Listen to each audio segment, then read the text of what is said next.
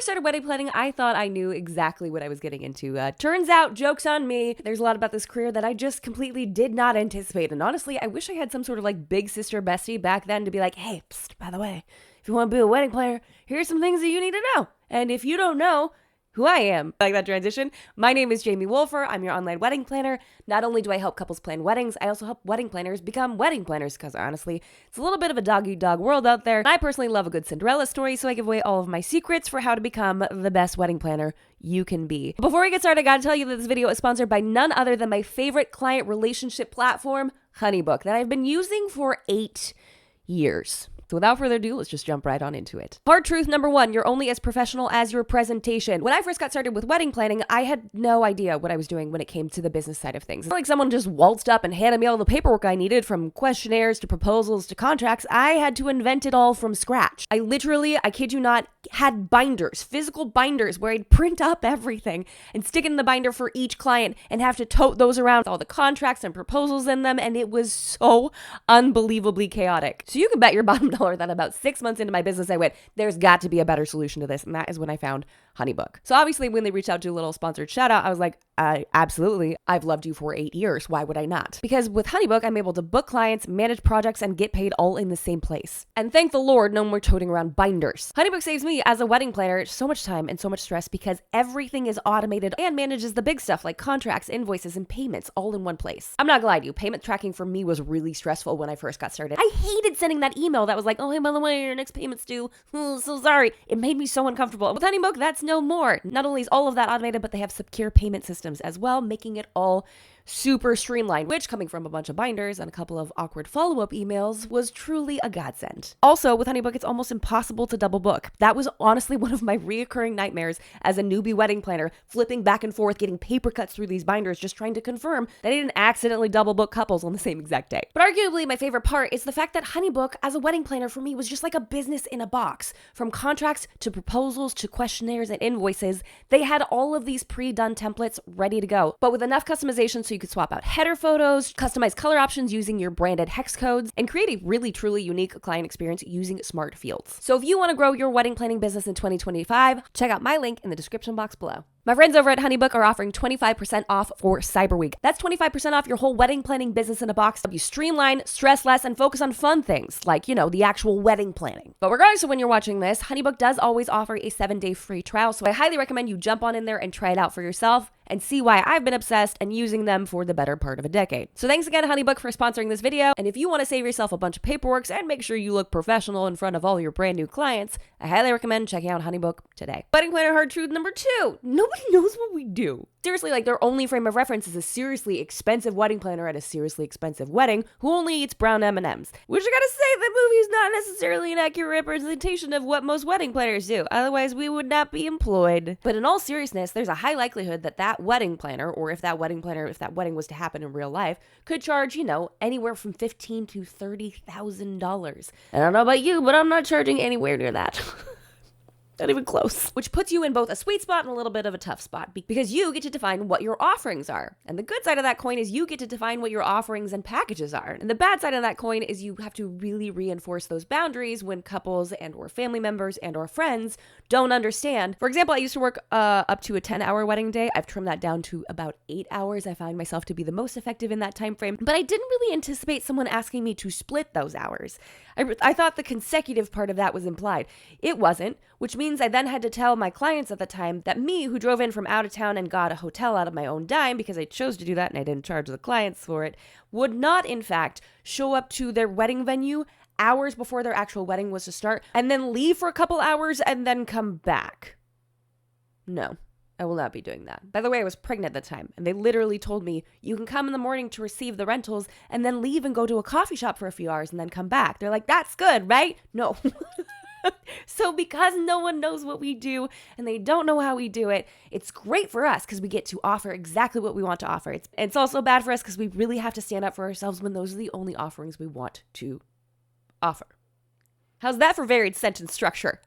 Hard truth number 3, you will get booked, don't panic. There is this scarcity mindset that I think really fuels the competitive nature of this field. This idea that someone's going to steal all of your clients. Someone's going to, it's a limited market and you can't let anybody else in it because then you won't have clients. And because this idea is out there, once you become a wedding planner, you start to panic, thinking, if I don't book this person, I'm not going to make it as a wedding planner. I have to book everyone who's interested in me because there's not enough couples out there. And so if I don't say yes to them, somebody else will, and then I'll be out of a job. What I really want you to do, especially as you're going into 2025 and you're getting your mind prepared and you're trying to run this business right, is I want you to let go of that scarcity mindset, because honestly, it's not doing you any favors. And it's not doing the industry as a whole any favors either. Because as one of my wedding vendor mentors famously once told me, there is a rear for every seat.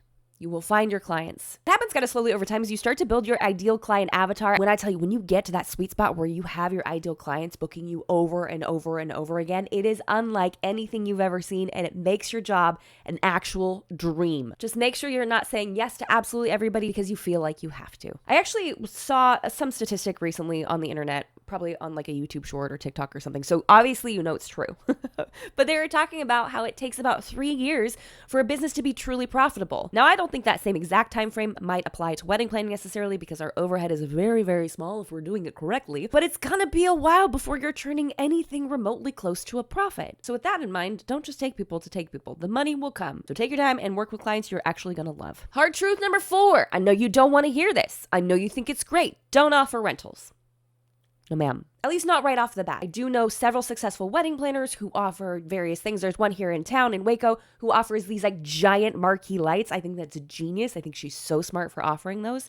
But she didn't do it until she was really well established in her career. I can always tell when somebody's new because they have so many extra offerings. I can tell by that, and I can tell by their pricing. If their pricing is far too low, then I know that they have not been in the industry long enough to understand how much work goes into an event and therefore are not charging accordingly. I know it sounds fun. I did it in the beginning. I thought it sounded fun too. But when it came time to doing inventory or running around my house to pick out different items to take to different events and having to show up early to set it up and then stay late to tear it down, I'm not saying it's an impossible thing, but get really good at one part of your craft first and get your pricing right at that one part of your craft, and then consider adding on more things in your future. All of this adding stuff on there is really just an indication that you're not confident in what you're doing and what you're offering, which is okay because you're brand new to this and it might take you a little while to get your confidence. You don't want to have a blaring red flag of offering rentals for the hounds to pounce on. Hard truth number 5, you can't Google your contract. And this is honestly one of the reasons why I love HoneyBook so much. This is not even the sponsored part of the video. It gave me everything that I needed to proceed with confidence that all of the packages and all of the contracts I had put together were good and solidly written and covered all of the things I needed them to cover. All I had to do was make some adjustments as time went on to my proposal for things that I wanted to add or remove. Hard truth number 6, you don't have to do anything you don't want to do. When I first got started, probably only for the first few handful of events, I got the most ridiculous errand requests, such as, hey Jamie, we rented about $300 of equipment from Guitar Center. Could you borrow your husband's truck to go pick it up for us and drive it an hour and a half to our venue in LA? I said yes. I didn't have to say yes. I said yes. Now, this, of course, is coming from a people pleaser, so if you have better boundaries initially than I do, then more power to you. If the bar runs out of ice, you don't have to be the one to pick it up. If a bridesmaid dress gets left at the getting ready suite, you don't have to be the one to pick it up. You can help facilitate it, but you don't have to do those things that you don't want to do or are not included in your contract. I actually interviewed a union mastermind member recently, and I say all these things in the mastermind where I teach people how to become wedding planners. I'm like, you need boundaries. Don't say yes to too much. Make sure you're charging what you're worth. Honestly, if you're contemplating starting a wedding planning business in 2025, I highly recommend you get in there, and you'll hear me talk about HoneyBook all the time. I kid you not, I've been obsessed with them longer than my son's been alive. And she literally said, I heard you say those things, Jamie, and I still had to learn it the hard way. You were right. I should not have said yes to this much. I ended up leaving the event feeling a little bit frustrated, knowing that I needed to charge more and I would not be offering those services moving forward, but I didn't know what I didn't know until I got in there. Hard truth number 7, you can get it done in 8 hours. If you keep your task list to only the things that you need to be doing, not running around, doing errands, picking things up for people, being there when rentals are dropped off, you can strategically find a way to have someone else be there for you. In fact, I don't think I've ever received rentals unless it came during my contracted hours, no matter how hard that couple tried to cajole me into showing up 4 hours early. And I will say there are tons of planners who do 12 to 14 hour days and they love what they do and they don't mind doing it. I just don't want you to feel like you have to sign up for that automatically when you could be just as effective and get the stuff done that you need to get done in about 8 hours instead. Hard truth number 9, no, the friends and family won't do what the couple said they're going to do. Like, it's a pretty picture, right? Like, we want that for them. We love that journey for their brains, but that doesn't necessarily mean that's what's going to happen. If your clients have told you that they have a family member or a friend that's offering to help out, to volunteer, to do something for the event, it is not going to be like that of a professional. In fact, I have an entire video talking about frienders. I'm going to link it right here. I love them. I love that they want to be servants. I love that they want to show up and help this couple out, especially when they're told, because half the time they don't even know they're doing it or the full scope of what they're doing. So if and when you have a client tell you, I have family for that, I literally had a client go, don't worry, I have people for that. And I was like, what people? Which people? Whom people? Pick your word. I don't know. Point them out. Give me their number or their email address. I'll send them an email. I will handle communication for you. Don't you worry about it.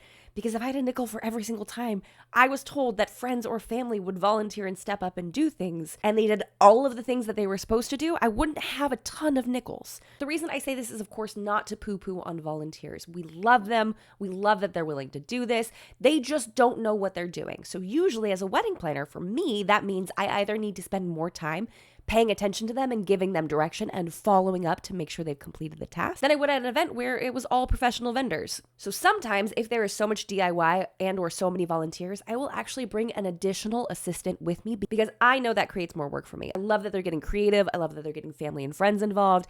I've just seen enough of events to know that it's probably not going to be as smooth as the couple insists it's going to be. So whether you are just contemplating getting your wedding planning business started or you're already in it, might I recommend the additional assistant hack? Okay, especially for those DIYers. And I love the DIYers. I do. I love them so very much.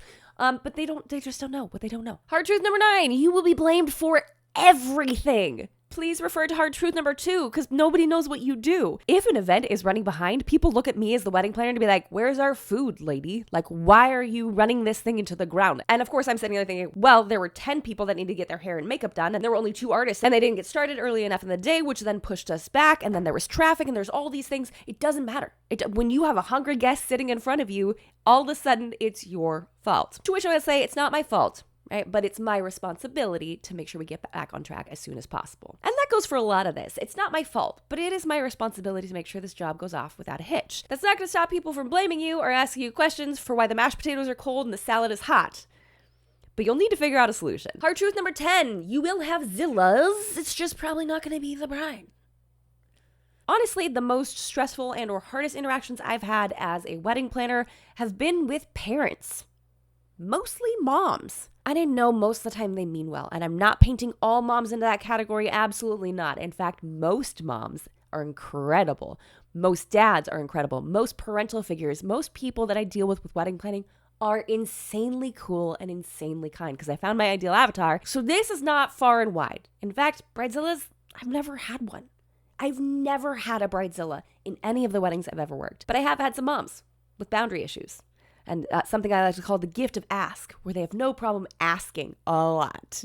And hard truth number 11, being a wedding planner means you're a business owner. If my whole spiel about HoneyBook didn't prove it to you earlier, there is so much more to this career than just planning weddings and putting together packages. There is so much more to wedding planning than just wedding planning. And I wish I'd known that earlier. I mean, obviously I knew I was starting a business, but I didn't know what starting a business entailed. So if you find yourself in that boat, please come join me in the Union Mastermind. It's where I teach wedding planners how to run their businesses. Because here's the deal. Most wedding planners don't make it past 5 years because they get burnt out, because they take on too much. They say yes to too much. They don't have good boundaries. You spend all of this money getting this business started only for it to crumble in a couple of years. I want to make sure that if this is the career that you're getting into, that you're in it long enough to actually make money off of it and enjoy yourself. So I highly, highly, highly recommend you come join me in the Union Mastermind so I can help you get there. That's what we have for today, folks. Thank you so much for watching. Thanks again to HoneyBook, my absolute favorite client relationship platform. If you haven't done so already, jump on down there, like this video, and subscribe to this channel for more tips and tricks for the modern day bride. And until next week, bye guys.